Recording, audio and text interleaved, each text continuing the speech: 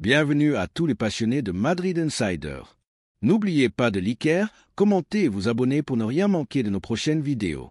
Aujourd'hui, nous avons des grandes nouvelles concernant notre club bien-aimé. Passons sans plus attendre à la première.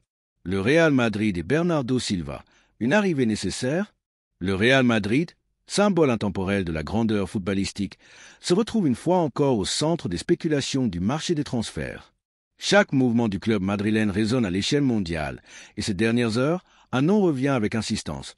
Bernardo Silva, l'international portugais, pièce maîtresse de Manchester City sous Pep Guardiola, aurait confié en privé son immense désir de rejoindre la Maison Blanche et de terminer sa carrière au Santiago Bernabéu. Des contacts auraient même déjà eu lieu entre son entourage et la direction sportive madrilène.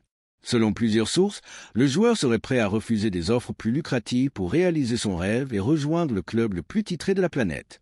Du côté de Manchester City, un départ de Bernardo Silva ne serait pas forcément mal perçu. Le joueur ayant dépassé la barre des 30 ans et approchant de la fin de son contrat, une vente à un coût raisonnable pourrait être envisagée. Mais une question se pose alors. Le Real Madrid a-t-il vraiment besoin de Bernardo Silva en ce moment?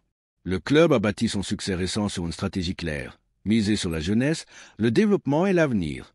Des joueurs comme Jude Bellingham, Camavinga, Tchouaméni, Rodrigo et Vinicius ne sont pas arrivés par hasard.